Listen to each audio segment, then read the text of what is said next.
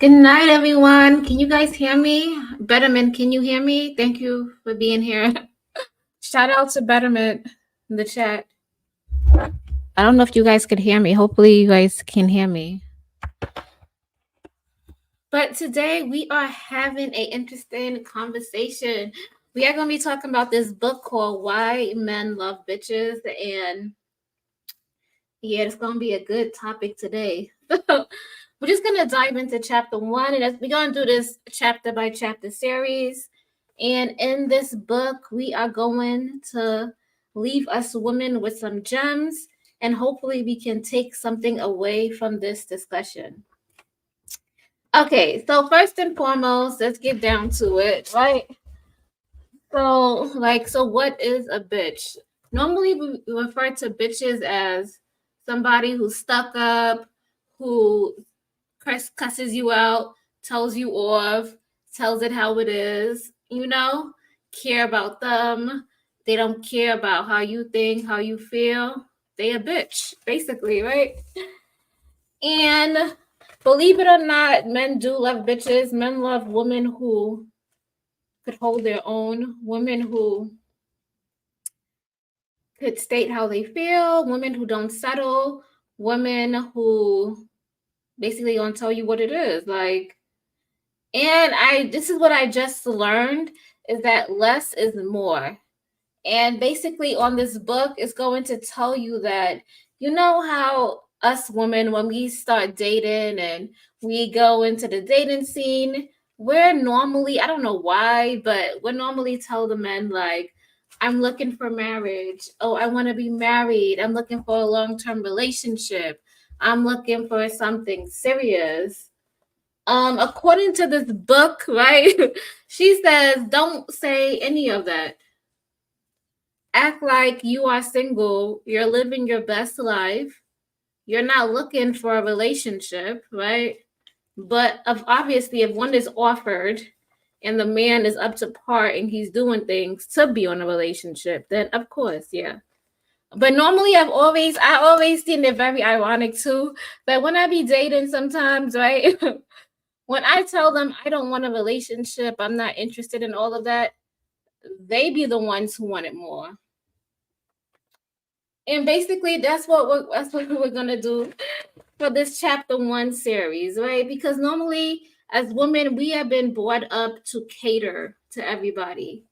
You know, we've been brought up, to wash the dishes. We've been brought up to cook the food, appease this person, appease that person, make sure we look nice, make sure the house looks clean, make sure we are up to par, care about how this person feels. We put in all our energy outside of ourselves, and it's like nobody has to work to earn it. And yes, men pretend to be a little docile while women, however, it's not true. Yes. So in this book, we are learning how to do less. We need to program ourselves to do less. And we need to program ourselves that if somebody is not matching the energy that we want them to, we need to fall back. And we need to mind our own business. Because there's no reason why we should be calling a man, texting a man, and yet he does not respond to us. That is very low value. And according to the book, she says that too. But basically, it first starts off as teenage girls, in all these magazines, we have been brought up to get the male gaze, dress slutty, dress with revealing clothing, look for the top fashion, designer everything, wigs, baby hairs, etc. Yes, and BBLs, boob jobs, a small nose. And now the most one, now that we have been seeing, everybody has been getting is it dentures? I don't know what is it. What's it called when they have like everybody's been walking around looking like they have horse teeth. Like they get this like cap things over their teeth, and they look so ironic. You be looking at them like, why do you have that on your teeth? Like you had perfect, nice, beautiful teeth that were natural, and now you walking around with this shit on your teeth looking ridiculous. So this shit is funny. But basically, what are we teaching these girls when we tell them to dress slutty, revealing clothes? I already talked about the wigs, baby hairs, BBLs.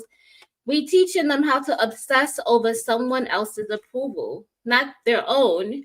You know, because if you love yourself and you grow to love the way you look and how you are in your genes and where you come from, you wouldn't care to get half of that shit, because the reason why you're getting that is for someone else's approval, right?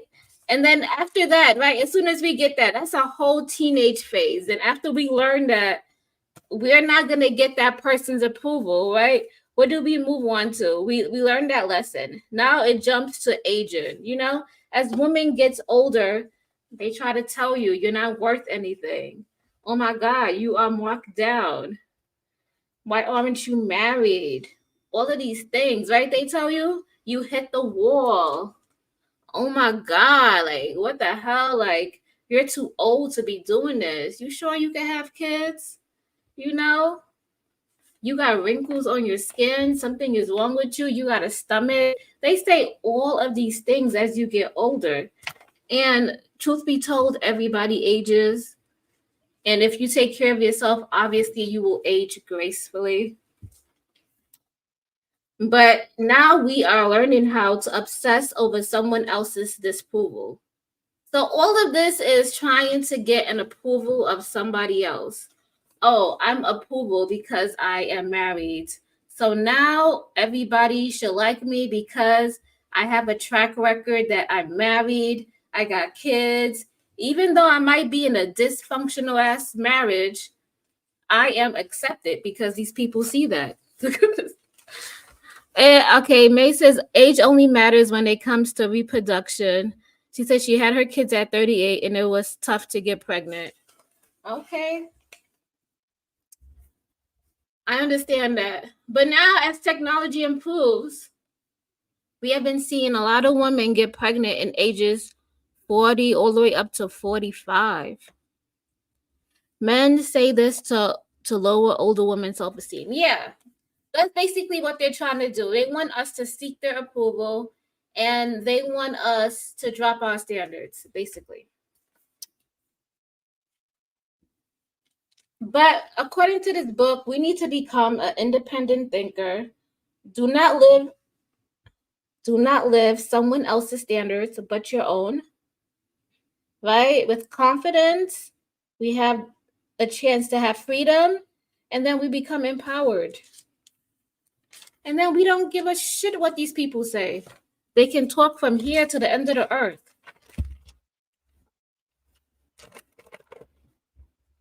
Yes, everybody, can you guys all hit the like button? I would greatly appreciate that. Okay, so in chapter 1, right, she talks about how when you first get together with a guy, like, women are programmed to do so much. We want to call him, we want to text him, we want to go drive to go see him. The men don't even want to plan the fucking date. It's such a fucking shame out here. Sad. Oh my God. Right? I feel like as women out here, we gotta like have the book and we gotta write the notes on what to do. And this is how we put ourselves in an entrapment, because we're sitting there and we're digging our own grave unknowingly. Right? So according to the book, right, you act like a prize and you will turn him into a believer. So if you just tell him, yeah, okay, I like how, no offense, and people probably don't like her, but Shara 7, right? Even other women on podcasts, right?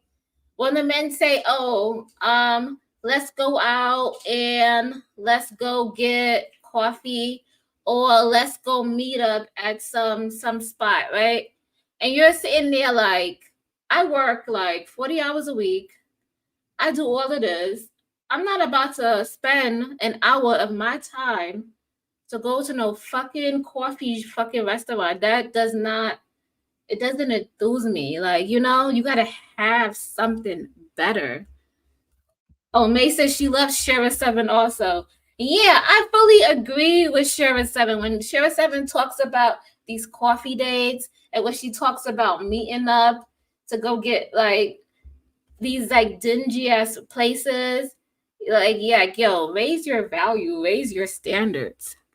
And then Betterman says some men are scared to love because they feel that the woman will break their hearts. But why does that have to be our problem? That's not our problem. And this is how, as women, we're taking on other people's, like, let's take it back. So when we're growing up in our household, we got to take like everybody's feelings. Mommy feels this way, dad feels this way. We got to think about our sisters. We can't make them feel this way. Like, you know, why we like, who gives a fuck about him and his fucking past? You are on a date to find love. And basically, according to this book, the way you treat me and the effort you put in, you just might not make the cut and move on. Yeah, I can't be bothered. Like the fuck, I don't give a fuck how you feel, how you was raised. Right now, we are in this time and space right now. It's like, do you like me? Do you want to see me? Are you putting forth the work to do so? So, ladies, please do not fall into that entrapment. Oh, I'm scared. We have to cater our feelings for him. No, because then we are walking on eggshells, and now we cannot express ourselves and be our authentic selves because we always have to think about how somebody else is gonna feel. And that, to me, that's not living as your true authentic self, because you're holding back the things that you want to say and the things that you want to express. Let's not do that. Okay, as we move on, like we said, we do not want to dig our own grave, right? Right? Anything a person chases in life runs away. Do you guys hear that? So just remember that these men will test you to see how far you're willing to bend. How far are you willing to go? How much can I get out of her without putting much effort? Isn't that the game? How much? What's the least amount of work I have to do to sleep with her?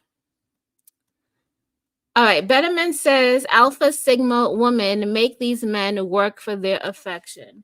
Yes. Yes. I fully agree. Yeah, it doesn't come near. But in this book, right? And I had to learn a lesson from this, because normally I would tell a guy, I want this, I want that, when I need to zip my mouth about everything. So in this book, she said to be sweet and be nice, but move accordingly. Action speaks out in words. So basically, obviously, if he doesn't contact you in 2 or 3 days or maybe a week and then he hits you up, just act like you're not bothered and move on. And then they will get the clue.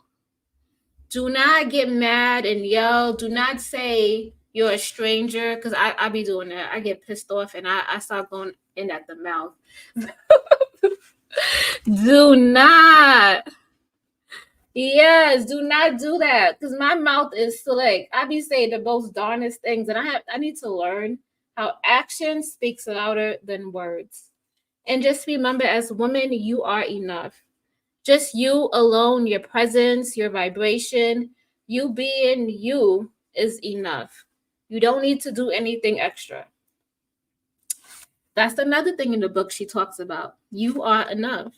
But really, the number one thing she talks about is do not go off at the mouth. Do not, don't lower and drop down to his, be sweet as a peach, right? Be nice and sweet. And, just be like, oh, okay, you haven't contacted me in a week. Just be like, oh, okay, well, I'm fine. And just keep pushing. Do not be combative. Do not do any of that. Because when you do that, then he thinks he has a hook on you. He messed you up in the head. He got you mad. Don't do that. Just live your best life accordingly. Act like he never exists. So the whole purpose of this book is for you to live your life like it's golden, basically. Like, have a routine for yourself. to the point of the matter is that he does not matter. In order for him to matter, he needs to put forth the effort to make his presence matter.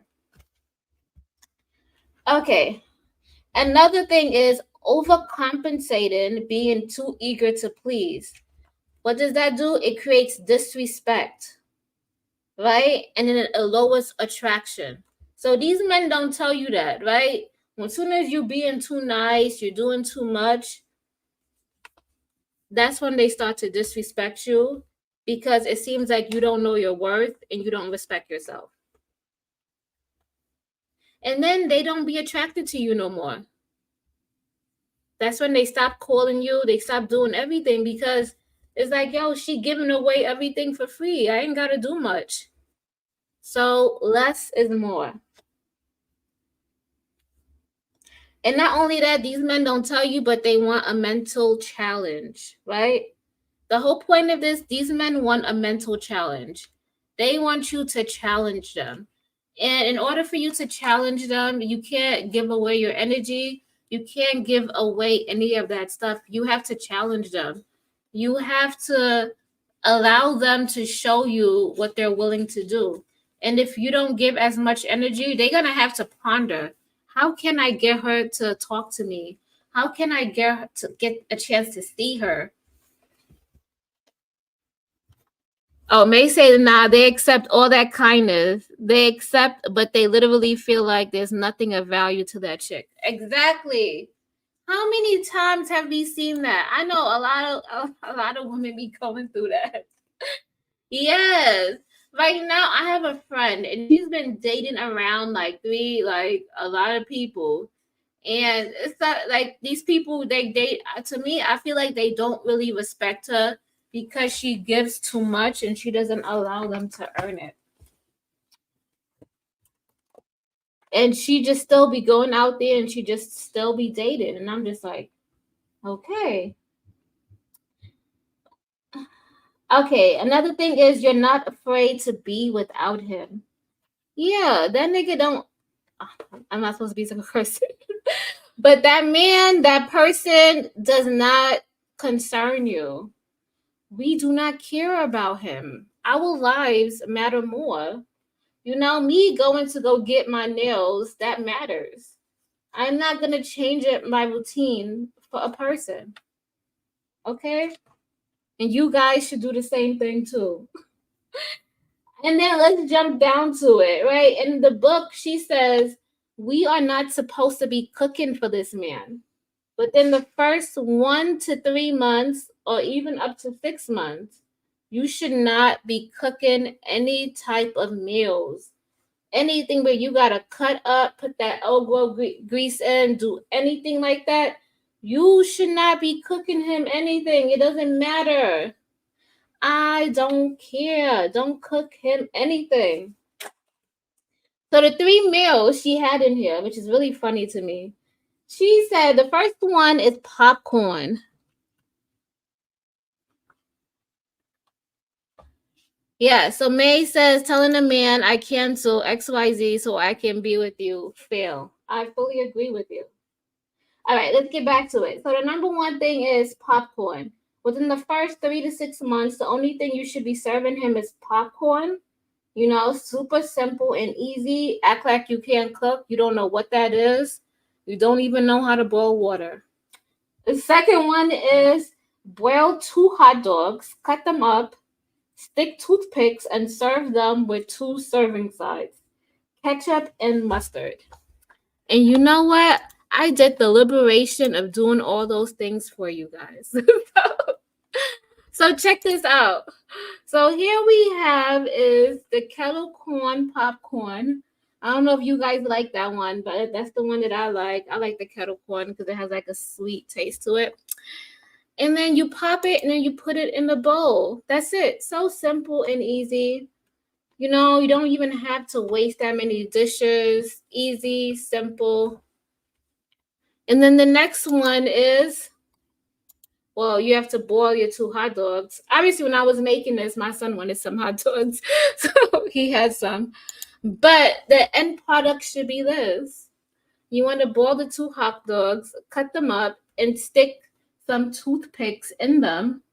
And then you want to have two sides. So you got ketchup and then you got mustard. And those are the two meals. And then the last one was a jelly roll with coffee. I don't really drink coffee, so I didn't even do that one. And then she talked about Kool-Aid. But I think we are in 2020. I don't even drink Kool-Aid anymore.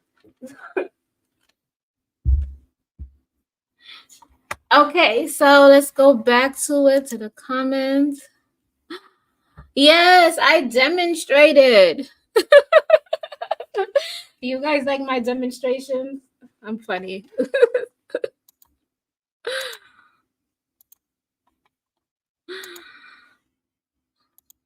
Yeah. We gotta do that. And yes, Kool-Aid has too much sugar. Yeah, I don't even make Kool-Aid. I feel like lemonade is even better than Kool-Aid. So yeah, so those were our examples. And now I am going to go to the book, the actual book, and I'm gonna give you guys some examples. And you guys can pick this book up too. Right? So I'm gonna give you guys some examples from the book. And this is just stating that I am not enough versus I am enough. Take it or leave it. All right. She calls him often and says, please return my call. And the bitch, she gets back to him when she's free. The girl, the nice girl, she is on call like a rookie flight attendant. She's, constantly on the call. The bitch, she sees him when it's convenient for her. The nice girl, she makes it obvious a relationship is her goal before she knows much about him. The bitch, she goes out to have fun and doesn't make promises to a virtual stranger. Dun dun dun dun. And then the nice girl, when does when he does call her, she is mad he did not call sooner. How many of us women have been in that predicament where we become mean? The bitch, however, when he calls her, she is curious. He is curious where she is and why she's not there. So as many times as he calls you back, you better miss that phone also. Next one. She often drives. The bitch, he will pick her up or happily go out of his way. You see that? The girl, she asks, where's our relationship going? Right? And then the bitch says she can't remember his last name. The girl asks him about his ex. The bitch, she brings up the ex, she looks at her watch. She ain't got time for that. So those were the examples from the book. And then also attraction principle, if you start out dependent, it turns him off. But if it is something he can't have, it becomes more of a challenge for him to get it.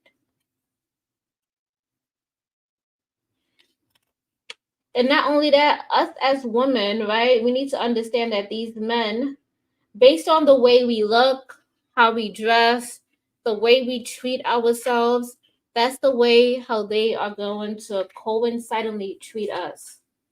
So it is your attitude about yourself that a man will adopt.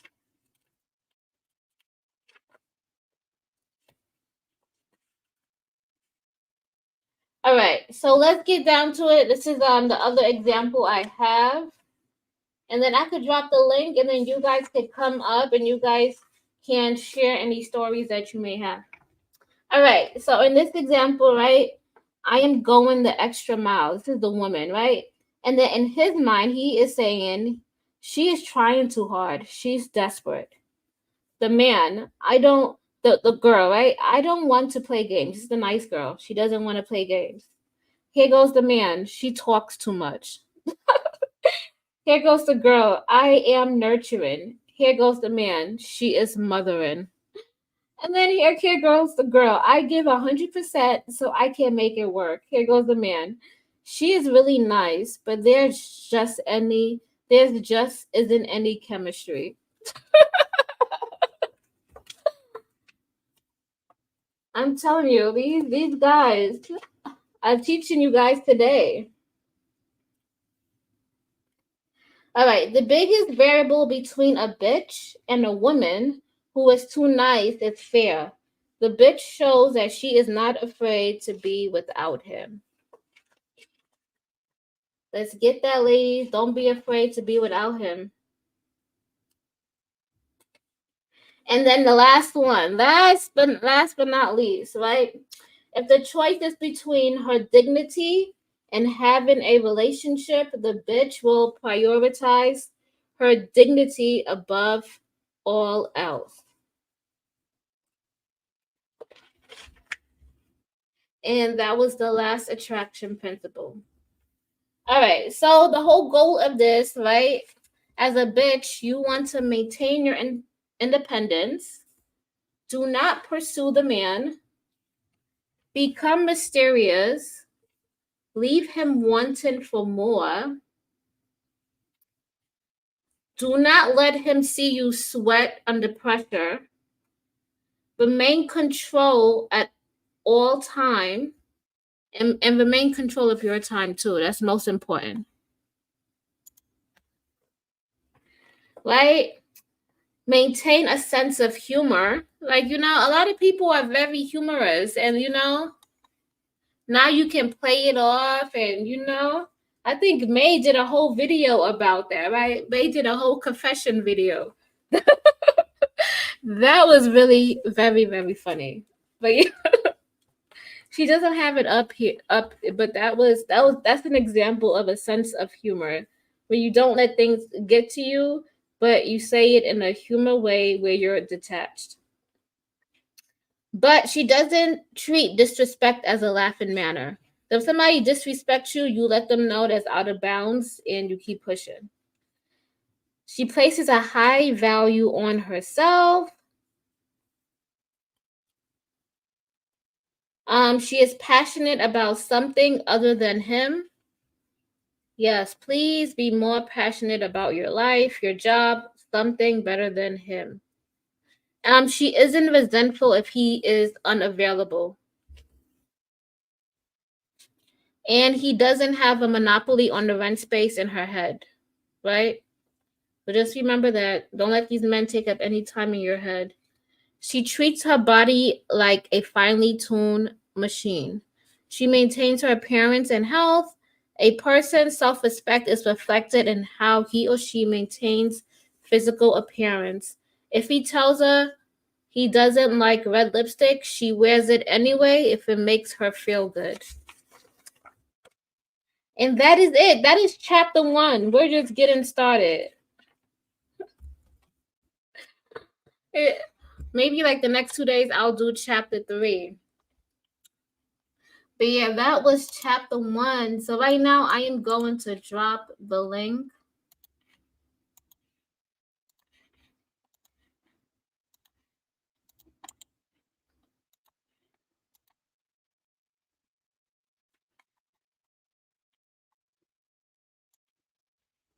And if you guys want to pop up, you guys can pop up.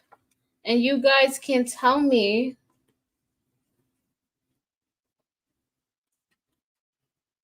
some things that maybe you have went through, and maybe this book could have been like really good and kind of assist you. Actually, this book is really good when it comes to dating and online dating. It helps you weed out a whole bunch of the non-responders, the non-people, non-functional people.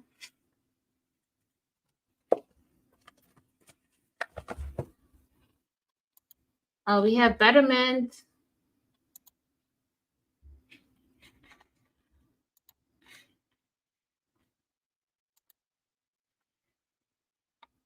I was on mute. I was talking and I was on mute. Oh, goodness. Oh, okay. Now we can hear you.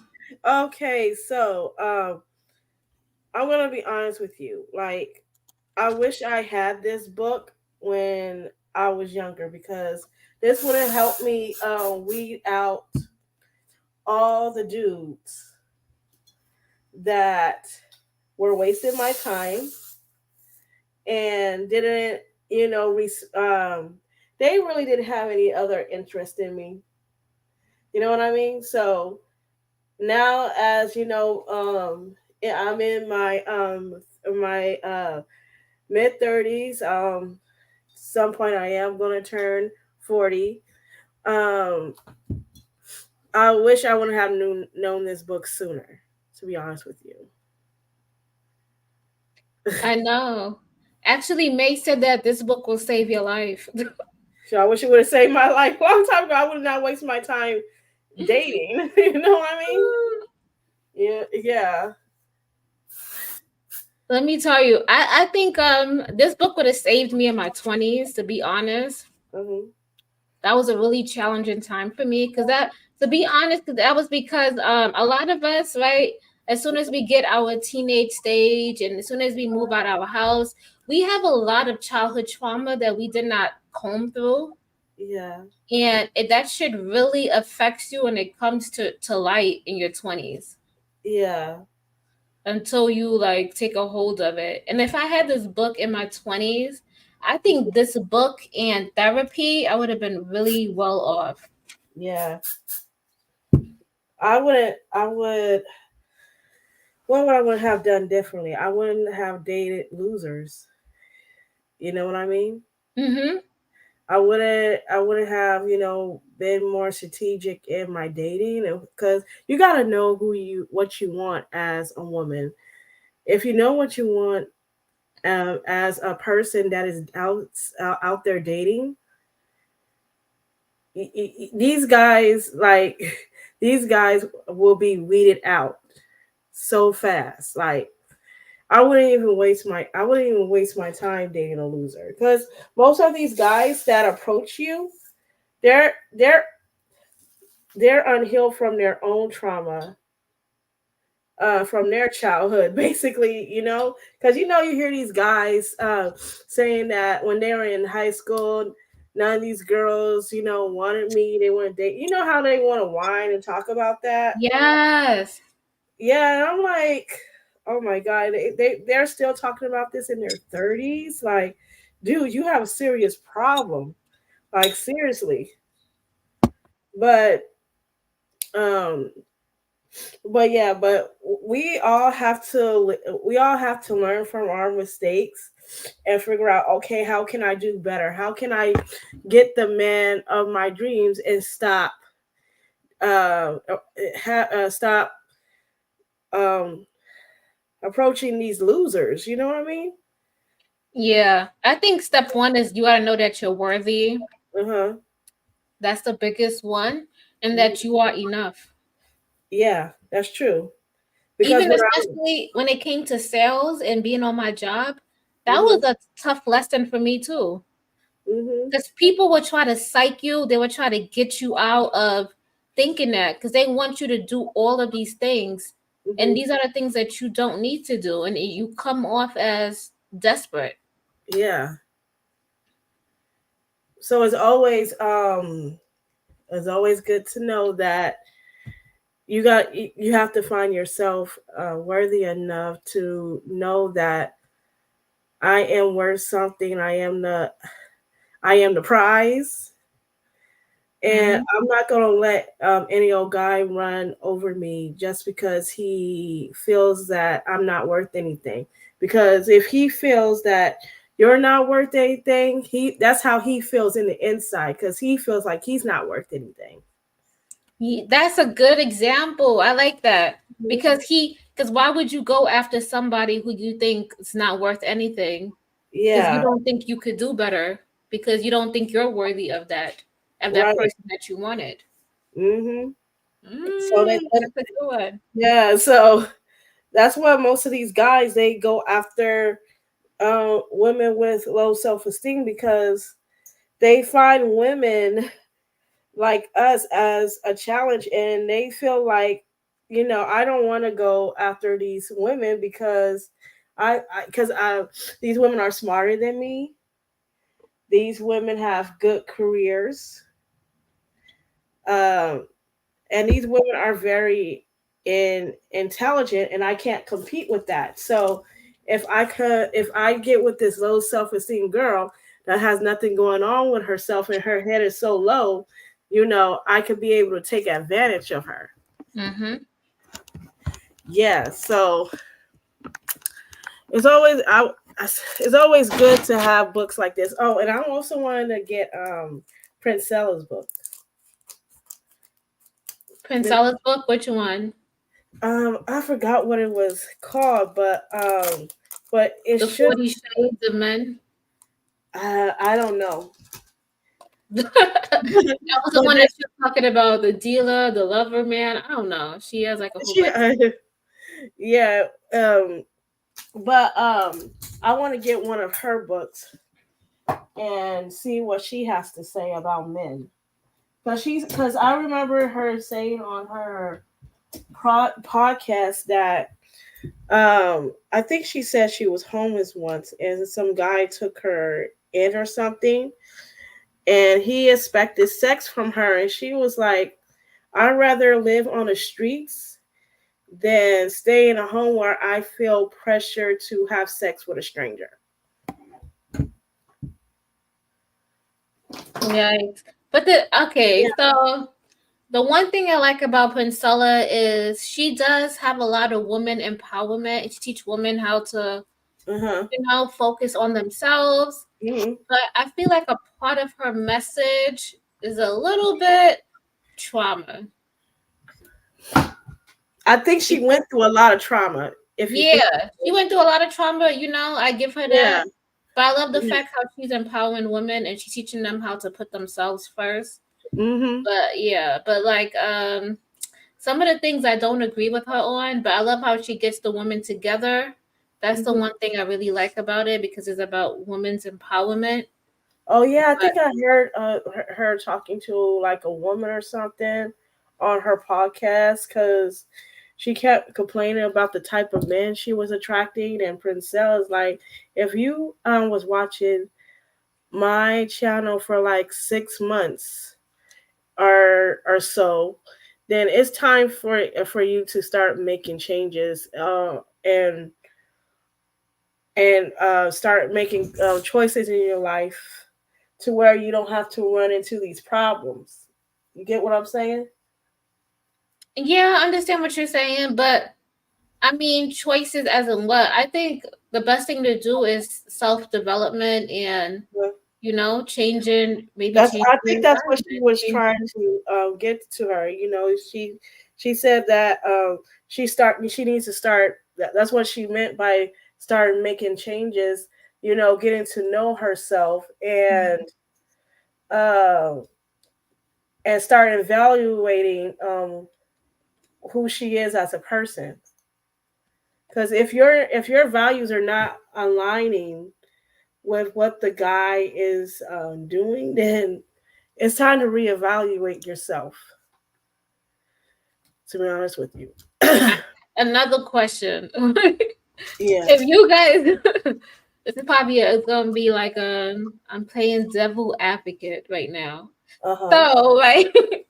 So do you think if we have our standards raised, right, and the Uh-huh. a man really likes us and they want to be with us, do you think that with our standards that are raised, that man can change and become a better man? No, I don't believe that. I think a man choose what he wants to be or what kind of person he wants to be. If he decides that to be an asshole and he was an asshole in the beginning, then he's going to continue to be an asshole. And the only way a man could change it, he has to change for himself. He has to evaluate himself and figure out, okay, what am I doing wrong in my life so that I can be able to have a better relationship with women. You know what I mean? Yes. And most guys nowadays, they don't want to take the time to do that. And it's because they feel like they don't need to change who they are, because they feel comfortable that in their in their how can I say it? They feel comfortable They, being in uh their messed up ways, right? That's their why they're going masculine, yeah. overseas. Mhm. But I've been hearing about those dudes overseas though. I feel like the guys who go overseas, they don't want to change. They don't want to do anything. So Mhm. if they don't want to change themselves, become a better version, or understand how relationships work, instead of doing that work, they Mhm. go overseas to find a woman who's desperate to put up with that. But I think what's going on is they're getting into more trouble overseas because of it's kind of like an underage thing when they get in with underage children, and it's starting to catch up with them right now. So there's that. All right, so we have another person on the panel. We have May, Wellness Vlog. Hey May, how's your night going? Hey ladies, how y'all doing? I'm doing good. We're good. Good, good. I just want to say I love the fact that you're going over this book. This book is the Bible for women. Every woman should read it. Great book. Great book. Okay, do you have anything to add to the discussion? Yeah, you just asked the question, is it possible for men to change? I have been, let me see. So I had uh, three long-term relationships. So that's the limit. You know what I'm saying? I've never been able to say, oh, I serial dated at lots of dates, like 15 or 20 different guys I've dated. I only have three. Um, so I don't have a lot of dating experience, but what I can say is I personally believe that men are who you meet is what you get. Who you met is what you get. I learned that from my second relationship. The idea that somebody can change and they can match my energy, it's just not realistic. And I think that's why Sherry, she says, don't tell too much, be mysterious, because you don't want to tell this person what you're looking for exactly, because they will fake becoming that. You know what I'm saying? Um, Uh, they'll try to fit that mold, and Yes, in a way you're helping them fool you. You know what I mean? yes. I think what's going on is even though you're not telling them, guys will pretend anyways to trick you into believing he's your dream guy. So whether you tell them or not, we still have to have discernment because guys will still lie in your face thinking that he's a good man, but he's actually is wearing a mask. And most women have went through this where a guy pretended to, be a man, buy her flowers and stuff. And when they get into the relationship, the guy switches up. Right, right. The honeymoon phase. Yeah, the You honeymoon. first meet them, they everything you want to be, right? They Mhm. provide all the bells and whistles, and then it start wearing off about 4 to 6 months, and you like, what the hell? Mhm. Um, I agree. I totally agree. But I don't think that I think people are all on their best behavior. Us too. You know what I'm saying? We're gonna be on our best behavior. I think that's kind of human nature. When we first meet people on a job or wherever, we put our best foot forward. Because you think about even just jobs, like when we go on the interview, the way we behave on a job, you know what I'm saying, to impress them to get the job, HR knows that they're gonna end up with a bit of a different employee. I'm not saying that's better or worse. I'm just saying than Mhm. what they actually see that day. But yeah, it's been my experience that if a person shows up with stuff, that stuff is not going away. And so I think that's where Sherry is brilliant, because what she basically says, y'all seen that stupid show called Pop the Balloon and Find Love? Y'all seen that? Have I y'all never seen it? heard of it. Me It's neither. dumb as it's dumb as hell, but it's like 10 women and they're standing there. The whole thing is corny, but it really what she's saying is do that. When a man comes into the space, he's coming into your space, he wants attention or whatever the case may be. It seems that she's basically saying, be selective. Like that's your job. Yeah, their job is to, try to get whatever they can, maybe run you over. I'm not saying all men, I'm not demonizing all men, but that's something you just have to, I guess, be alert to. And what she's saying is your job is to just dismiss, dismiss. You're not it, you're not it, and I think that so often we have never been given permission to dismiss men on red flags.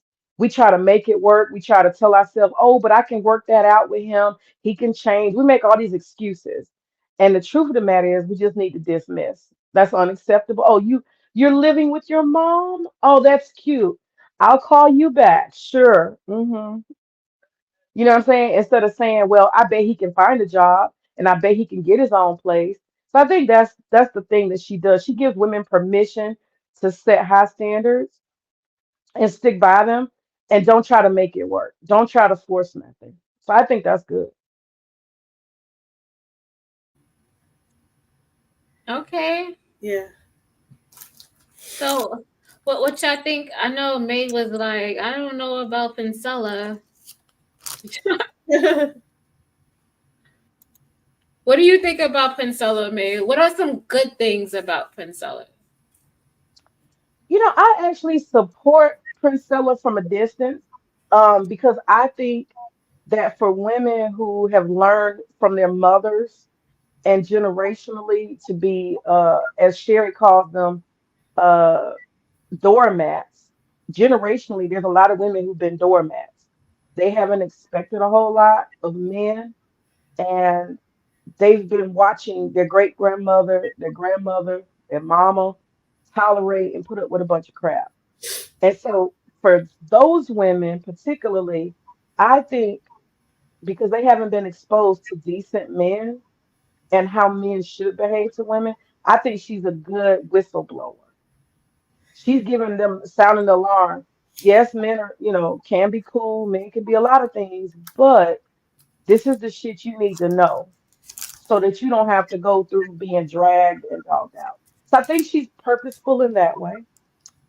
But I think if you're a heterosexual woman who's clear that you're heterosexual, you have to distance yourself. How you say take the meat and spit out the bone kind of thing? Yeah, Because that's I I think agree with that. yeah, because I think at the end, Priscilla's long game is to kind of push women towards the idea that if you really want to be okay, go with a woman. Your chances are better with a woman. I think that's where she's going in the end, where her purpose, I guess. I don't know. But it sounds like. I don't know. What do y'all think? um, let me see. You could be right in a sense, because I heard Princella said something about calling out women who probably are lesbians or something like that. I don't know, but my thing is that women can choose whoever they want to be with, who they desire, who they feel most comfortable with. And I'm not gonna lie, even if you were to get in a relationship with a woman, it's not going to be any different from a man. Because let hear me out, because I see your face, creative. So the reason why I say that is because you don't know what that person's going through. You don't know what their childhood was like or what kind of trauma they went through. So when you enter in a relationship with an unhealed person, it's going to lead into a disaster. So it I hear where Priscilla is coming from, but the thing is that a woman is no safer than a man. I gotta say, boom on that. Because you know what? The That numbers and statistics for women beating each other's asses is pretty damn high.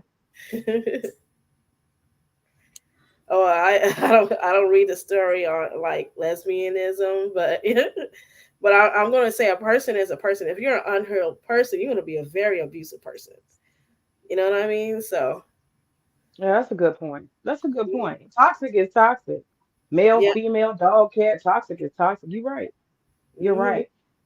I just think that one thing that Princella said that stuck in my head, she said, for y'all who want to be with the male, that's how she calls it, the male.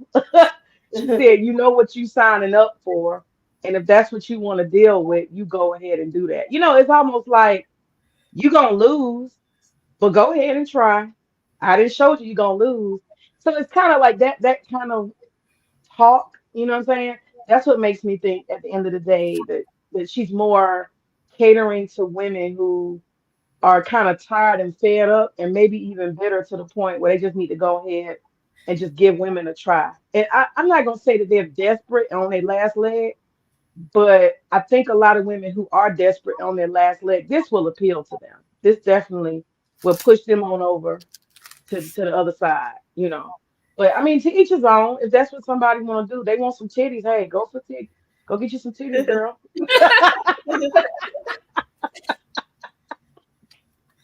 My Hey, thing is, I don't know about like her message is good for like women who are going through their gun because it empowers them.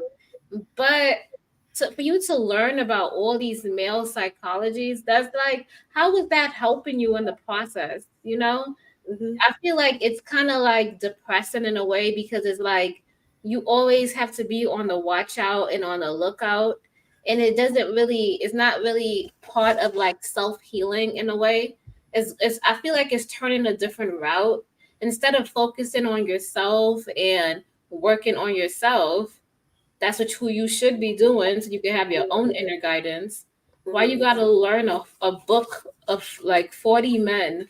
And I feel like but it's good information to know that she had went through all these things and this is what's possible. But she has to also understand that she was in a broken place also. Yeah. Yeah, I was gonna say, yeah, because at the end of the day, you attract your own energy. That's the truth. At the end of the day, wherever your mind state is, you're gonna attract that energy to you.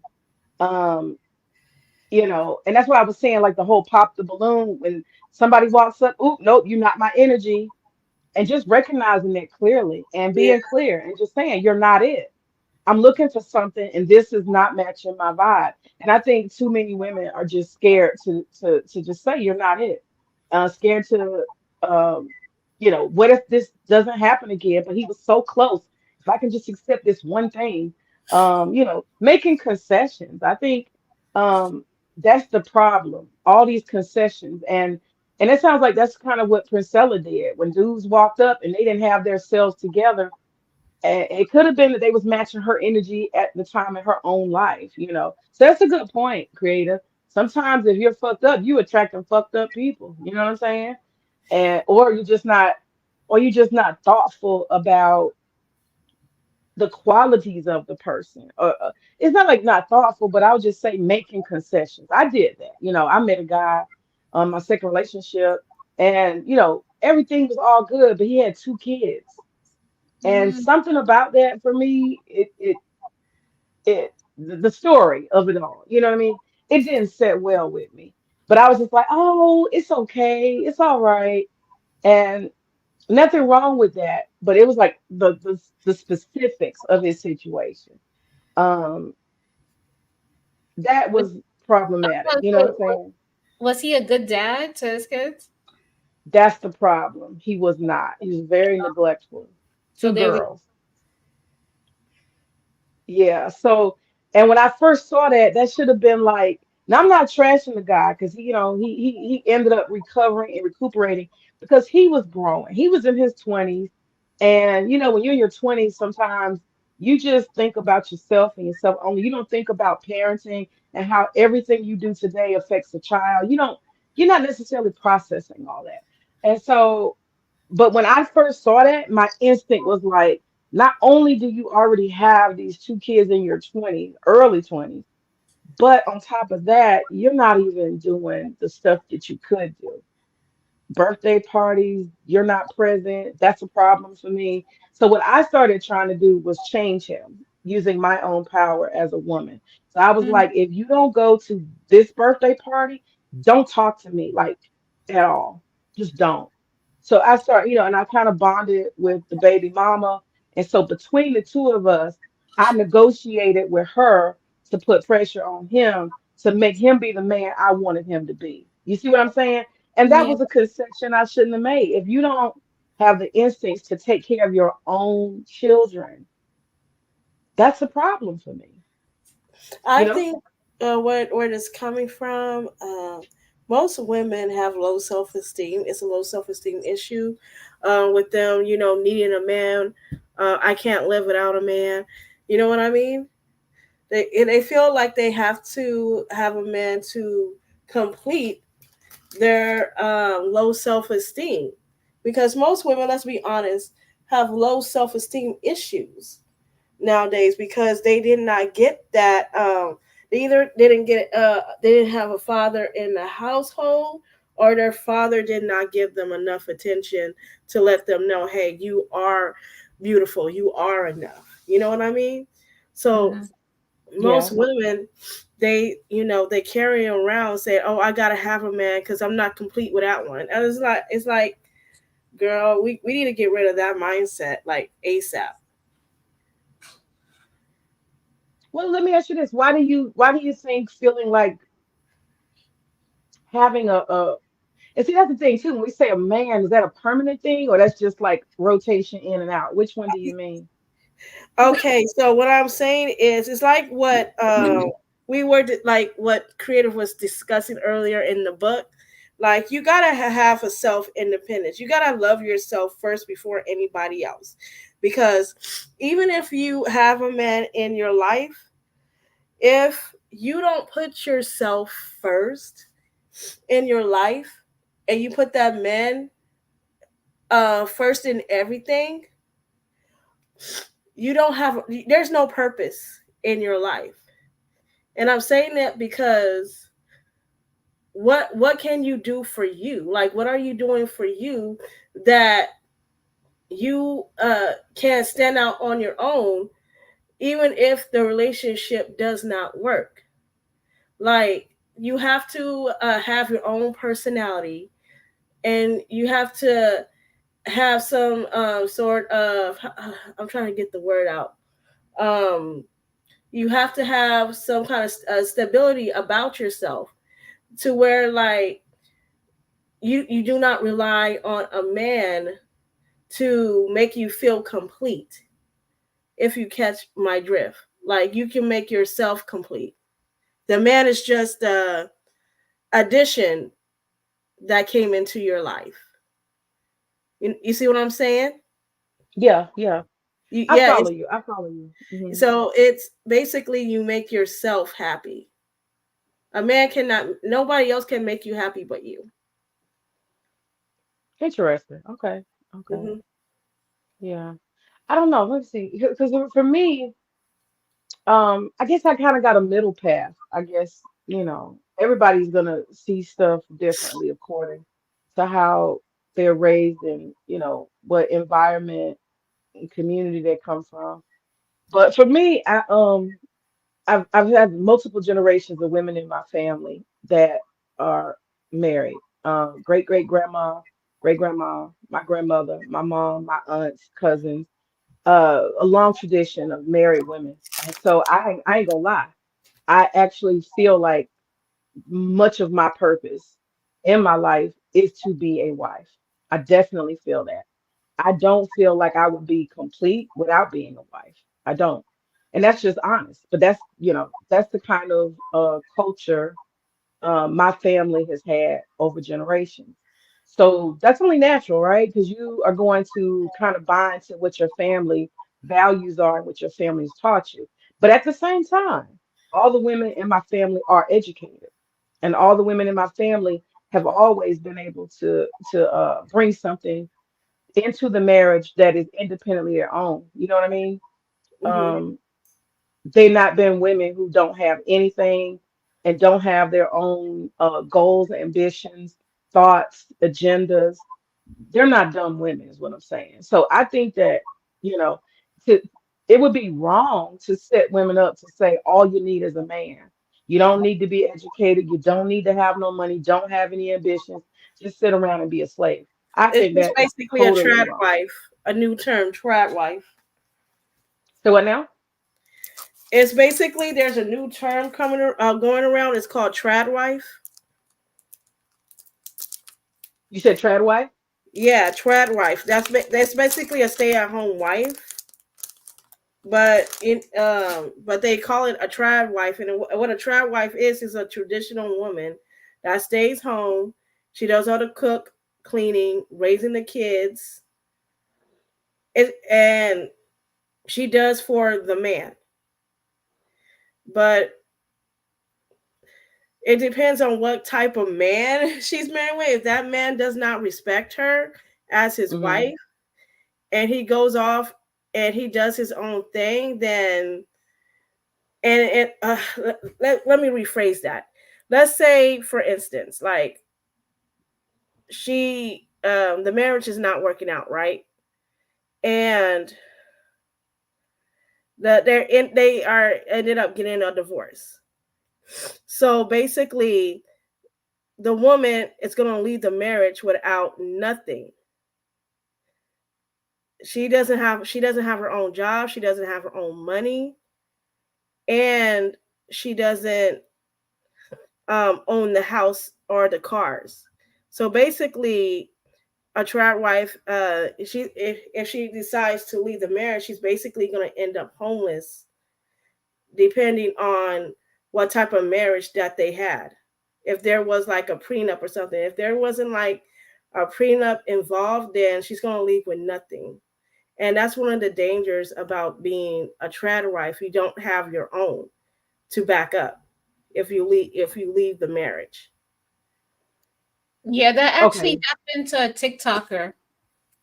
Happened to a TikToker. I think I don't know what happened, but she had three kids.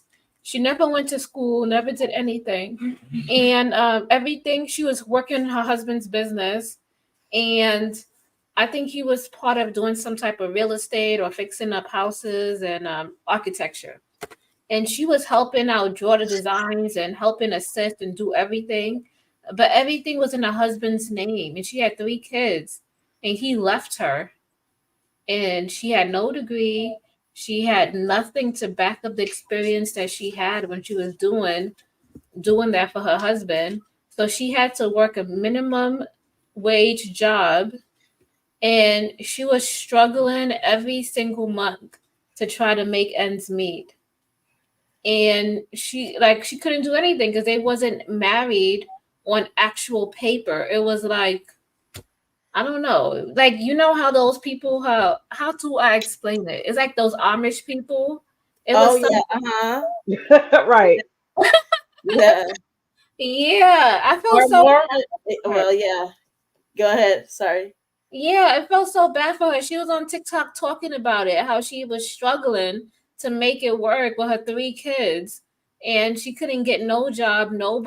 Everybody wanted experience from her, like a drafted up of a letter or letter of recommendation, to show that you did this or your portfolio. She had nothing. Yeah, it's like she had to start from scratch. Like But get she was like 33 years old or like 35. With three kids. Yeah. Yeah, that's foolish. And unfortunately, the woman apparently had never heard of feminism. So some of these anti-feminist women are really annoying because this is the type of stuff they do. This is the type of foolishness that they get involved in. These anti-feminists. I am a feminist, and I believe that a woman can choose to do whatever ever she wants. If that's stay at home, if that's trad wife, if it's whatever. But that woman, at the end of the day, she has to know, like every animal on this planet, it's called survival.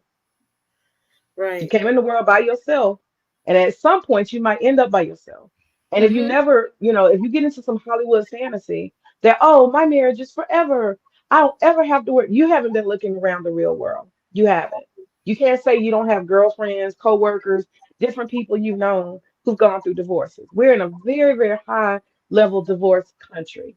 The Yeah. Western world, people divorce like they change size. So if you think that you are special, unique, I don't care what religion you are, that you're going to somehow be different, you're a fool. And so I would go into any marriage, like somebody told me one time, they said, anything you enter in life, you should always have an exit strategy or exit plan. You should have it. I don't care if that's a business you start, you're like, oh, it's going to be great. It might be great, but even if you make $3 million on that business, at some point your ass is going to either need to sell the business or convert to a different kind of business or retire. You have to have an exit strategy, and marriage requires an exit strategy. And Yeah. so these anti-feminist women, they wanted to go into the Hollywood fantasy, and those women on TikTok are very dangerous with this trad wife stuff. Yeah. Um, It kind of reminds Very me dangerous. of this one woman online when she goes against the Alpha Sigma woman, which is the woman that she's very independent. She's reassuring of herself. She got her own, and she's doing what she needs to do. She's saying that these women are dangerous. They're teaching you lies that women can do things without a man. And just going against, the whole independent woman thing. And to me, I'm just sitting there like, girl, like you sitting up here on TikTok selling a fantasy about your marriage, how it, you're sitting up here, you're you're making cakes and whatnot. I can do that as an independent woman. I can cook, I can make cake, I can do all that online as well, and I don't have a ring on my finger. However, just because you're selling a dream doesn't mean that you're living a nightmare. Okay, so basically, these trad wives on TikTok, they're getting these. They know that if they leave the relationship, they're going to end up with nothing. So they're going on TikTok because they don't want to look for a job. They don't want to work. So they're going on TikTok to as their source of income, because if they were to ever leave the marriage and it ends up going bad, then they can, end it up, having a scapegoat.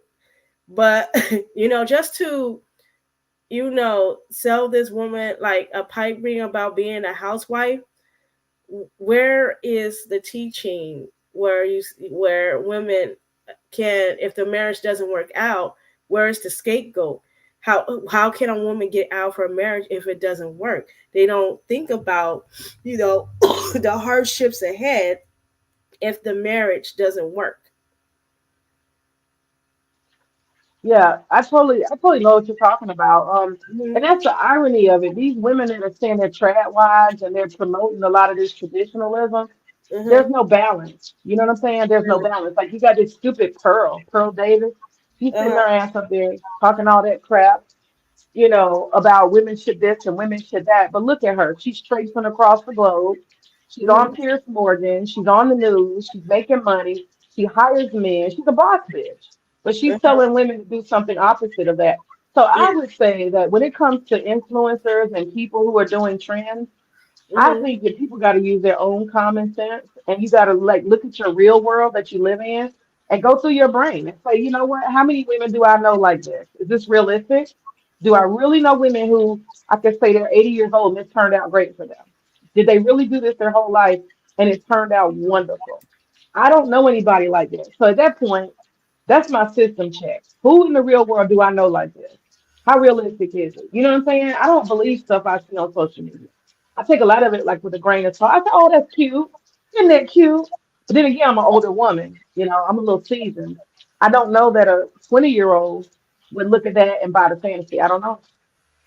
If they have, it depends. Like if the 20-year-old does does not want to work or have any responsibility, and they're looking for a guy to take care of them, and they because of all that social media trad wives they've been looking at, these 20-year-olds are going to get a reality check. Because what these men, if they do end up in a marriage with men, the guy might be abusive.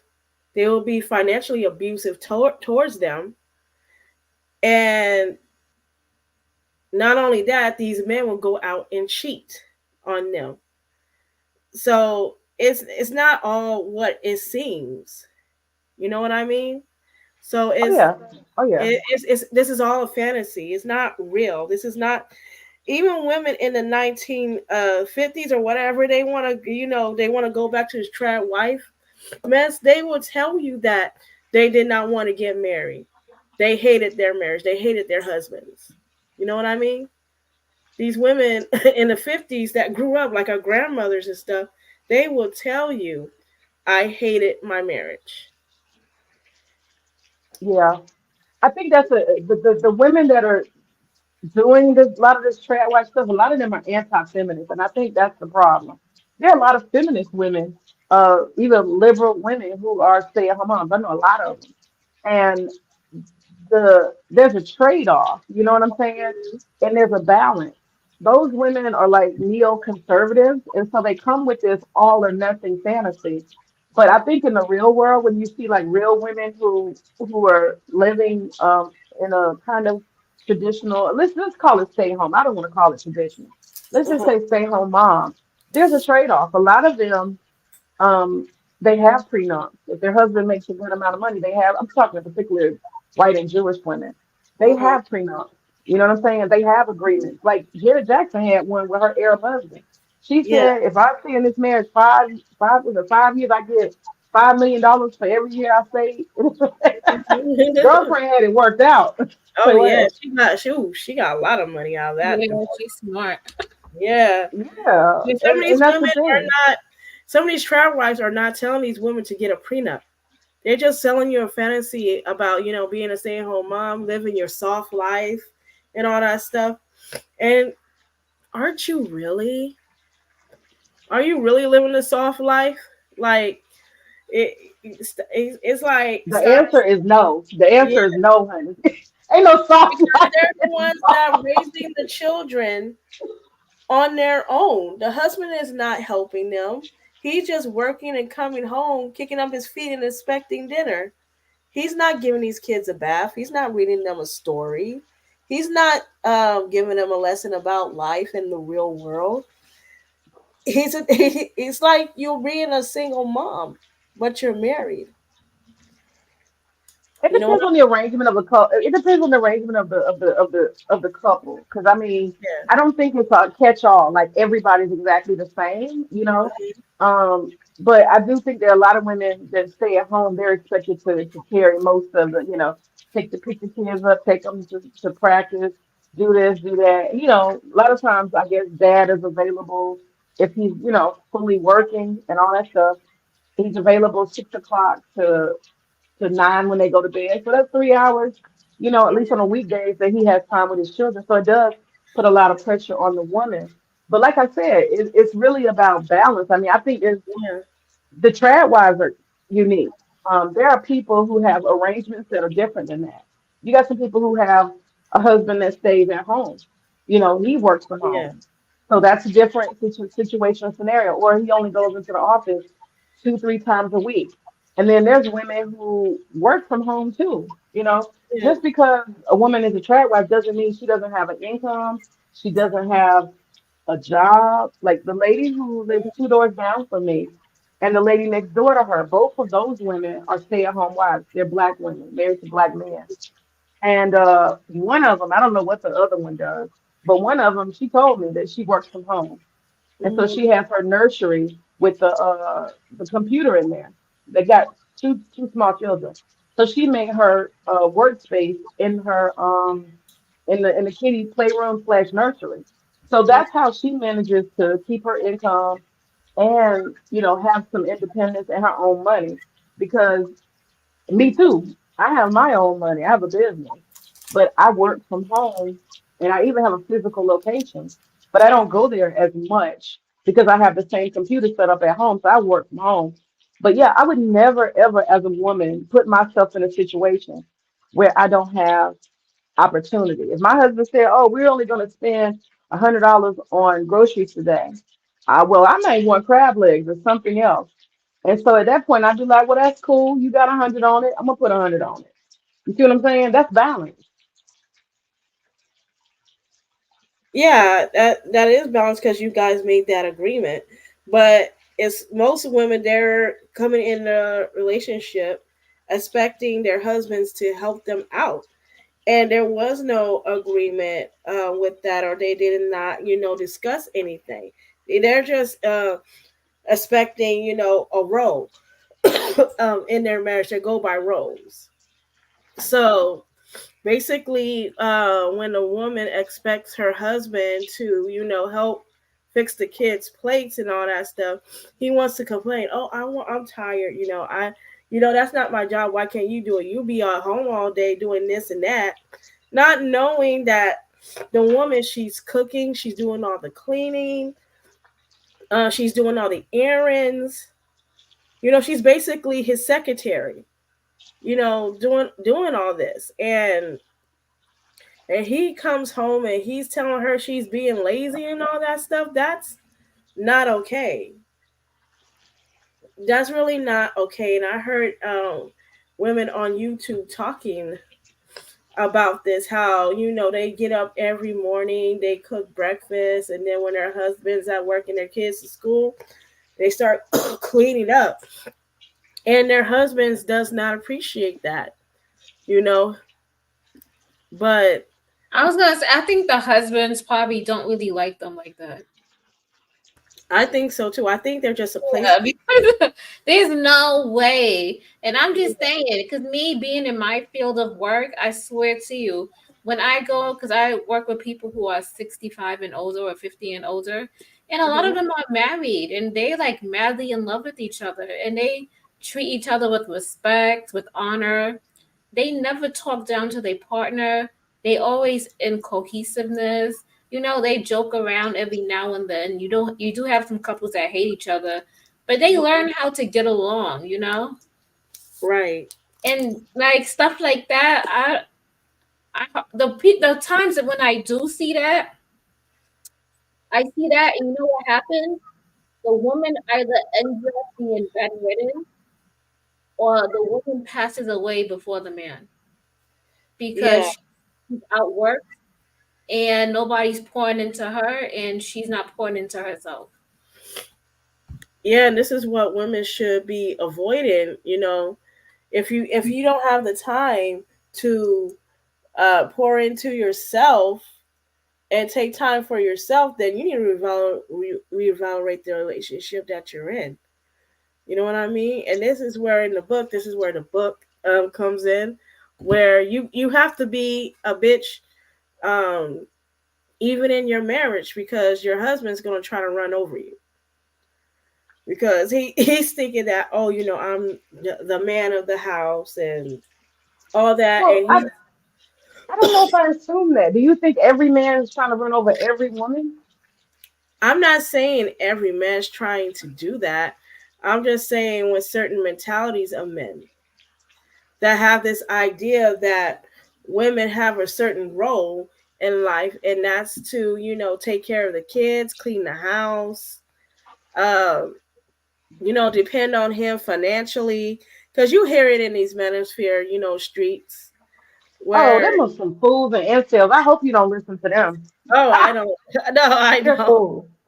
They are, And yeah. let me tell you something about the ministry. Most of the men are not married, and most Mm, of the men have not been successful. I don't listen to people who. I'm gonna be honest with you. My rule of thumb is if you can't show me that you've been married for a significant period of time, and I mhm. can't judge whether you're successful or not. But if you don't even look like you're highly successful at all in your marriage, you can't really offer me any advice. I don't take advice from people who are failing. I just don't, like in business or otherwise. You know what I'm saying? Mhm. And you shouldn't, because if you look at people's track record in their marriage, like, it goes to show you that, you know it has to do with something with them because they have high expectations from their partners with this unrealistic because they want the perfect relationship and there's no such thing as a perfect relationship, you know.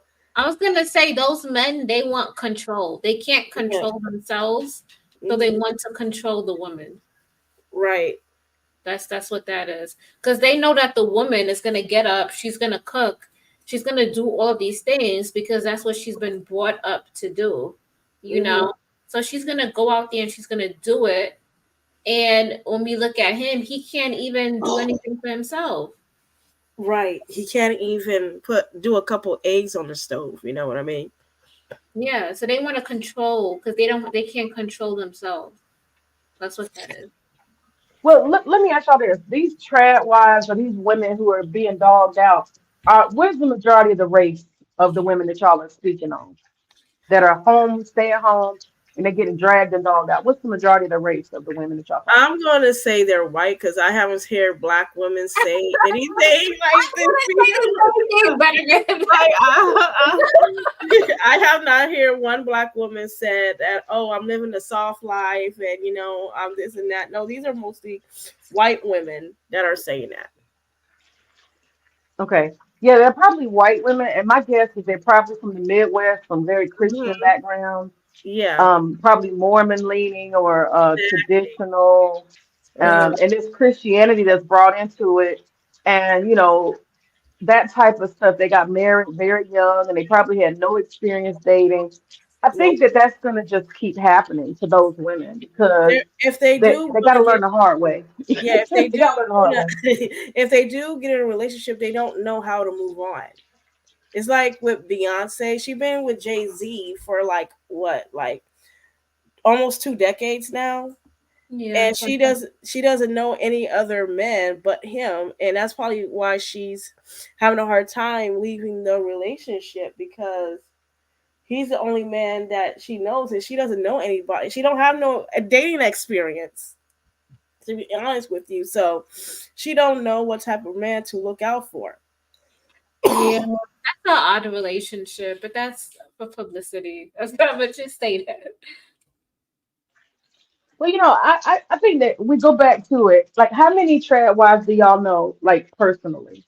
Not trad wives, but let's just say women who work from home or women who are stay at home moms or wives or whatever. How many do y'all know personally? I know a few, you know, some of them are married and some of them are single. I But know a good amount of yeah, my clients. I don't know too many, to be honest with you. Okay. And see, that's the thing. I think it's an anomaly in a way because majority of women, I don't know that many women who don't work. I don't know. I know only in my neighborhood, it's a lot of them that don't work, but that's because they retired. They've been teachers, you know what I mean? They've Hmm. been nurses. They've been a lot of stuff, and they raise families while working. So I don't throw out everything. That's just me. I can't throw out everything. I was a working woman for the majority of my life, and like 3 years ago, the stress and all of that stuff got to me. It started getting to me, and I think the main thing was once we brought a child into the marriage, I would have her wake up in the morning and she'd say, "Mommy, don't go." And that was the difference that made the difference, telling me she wanted me to stay with her and be with her and stuff like that. And, she was staying with my husband. So he used to work two jobs and he let one go so he could be the stay at home parent. So I have a different type of he was still working another job, but we were hustling, we were hard hustling before we had a kid. And, you know, she was getting taken care of. Her father is great, but for me as a woman, I just had something pulling at me saying, I want to be there. I want to be the one putting the spoon to your mouth. I want to change your life. I want it. And so that's why I just, it was my child's voice that spoke to me, not some manosphere or something like that. And that's when I just made a decision. I said, enough of this, because I used to, you know, everybody gets the job done differently. I used to have a housekeeper. She took care of the house. I didn't do any housework. That was her, and I paid her out of my salary because that was my responsibility to make sure the house was clean and all of that. But I think there's a lot of different ways to work it out so that kids can get what they need. Men can stay home too. You know, that's an option as well. Hmm. It's all about the person we pick. If you pick somebody who's going to be a predator, you know, you got to go back and say, well, what is it about me? But one thing I can tell you, I have watched, particularly white men. There's a trend with white men. You'll notice it. Even in Hollywood, you can see it. As soon as their wife turns 40 or he turns 50, whichever one comes first, he gonna get him a fine young thing and he dump her like a bag of rocks. I've seen it a lot. So You white have? women, I've seen huh? some older couples here in I'm in Cali, and they're still together. But you're right. In some situations that happens. No, I'm just saying I see a pattern of it. I'm not saying it's a rule, but I've seen a pattern of it. So if I was a white woman married to a white man and I'm about to hit 40, I'd be prepared. Mm. That's crazy. But all right, you guys. I think I'm gonna call it a night, and maybe on Wednesday I'm gonna do chapter 2. Yeah, I like to hear more of that book. I never heard of this book. Yeah. Yeah. So yeah, so Wednesday I'm gonna do chapter 2, Why Men Love Bitches, and it's gonna be really good. So far, I like this book, and I think May is right. Like this book will save your life. Yeah. All women should read it, and they should, Absolutely. All right. Absolutely. Well, thank you so much. Of Appreciate you. course. Thank you guys for coming through and supporting and coming up on the panel. All right Thank now. you for having us. I know most of the Thanks. time I don't go live. Okay. Good night, y'all. Good Good night. night. Okay, you guys, thank you for tuning in with me. We just did chapter 1 of Why Men Love Bitches. So thank you guys for tuning in. I love you guys. And so I was like, let me get the music squared away so I could do my outro. So look, stay on the lookout because I'm gonna do chapter 2. And I got some other videos coming out. So just stay tuned with my channel. Thank all of you guys for tuning in. And I did have a workout video, so if you guys could check that out also. I did like a short circuit. I really want to thank May and I want to thank Betterment for coming up here and sharing their thoughts. And hope you guys have a good night.